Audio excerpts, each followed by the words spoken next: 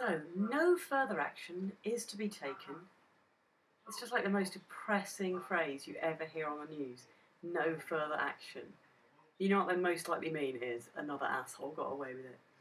And this particular asshole is Richard Scudamore. He's the Premier League's chief executive, and he was caught out sending emails with sexist language in. But they've done a little bit of research and they've decided no further action needs to be taken because there is no culture of sexism at the Premier League. The men's Premier League. Definitely no culture of sexism at the men's Premier. How is it even possible to think that? Okay, well, do the numbers then. So the average player in the men's Premier League is paid about £20,000 a week, and the women on the England national team are paid £18,000 a year. So even their average, not even their top earner, but their average Premier League player is paid more in a week than an England national women's player makes in a year. And I take this incredibly personally because I used to play football, and I played at quite a serious level. I played for Haringey. We were in the FA Eastern Region Women's Premiership at the time. If we'd have won it, we would have gone into the conference, and and so we were a couple of levels below the main leagues. And I had to stop playing because it was so expensive. I was paying 20, 30 quid a week for training because we paid for the hire of the hall, and the coaches who came and helped us. I was paying for registration, for travel to matches. I was paying for my kit, everything, whatever. There was no money, so whatever we wanted, we had to pay for. And it was working out to about £50 a week that I was paying, and I wasn't even getting regular games. Sometimes I was paying £50 sitting on the bench for 90 minutes, so I stopped doing it.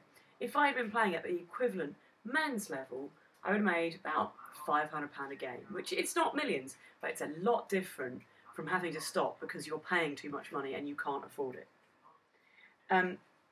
Now, you're probably thinking, not unreasonably, well, yeah, but you know, the men's game is so much more popular than the women's game. That's what justifies the difference in salaries. Well, that's a fair enough thing to say, but history lesson. In the early 20th century, women's football was incredibly popular.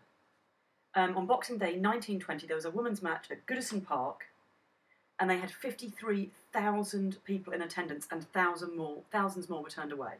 It was done as a fundraising match to raise money for the troops that were on the front lines in World War I. And the FA was really upset that women's football was becoming more popular than men's football. And so in 1921, they banned all women's matches from being played on any FA-affiliated ground, which meant they were left on dirt pitches and training grounds and parks, and the women's game completely collapsed at that point.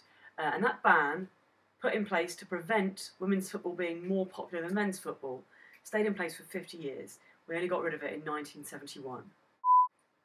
The BBC report on the emails says the emails contain sexual innuendo and jokes about female irrationality.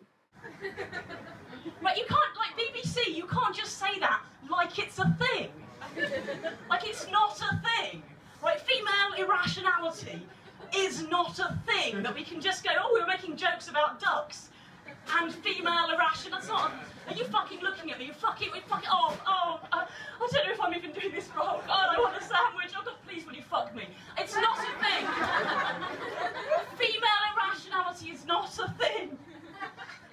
So, right, the emails themselves. Let's talk about the emails themselves. No one is printing them. No one is printing them. They're just saying that the emails use derogatory terms. So I'm like, okay, derogatory terms about, what are you thinking, like Dorises? Maybe that's it. Shall we go out tonight, see if we can meet some Dorises? It's not Dorises. Munters, I don't know, now I'm Rolodexing, like scrubbers, slappers, slags, what derogatory term? If you think of like what derogatory term you might put in an email, shall I tell you, because you're sort of probably thinking of something along those lines, scrubbers, slappers, slags, those are the ones I guess I hear them. Hose, Davina was talking about hose, that's quite a harsh term. I'll tell you a term that Richard Scudamore uses for women. Gash.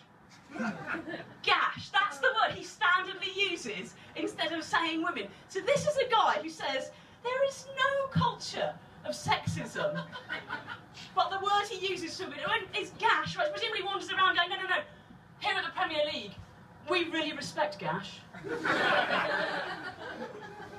We are campaigning for equal pay for men and gash.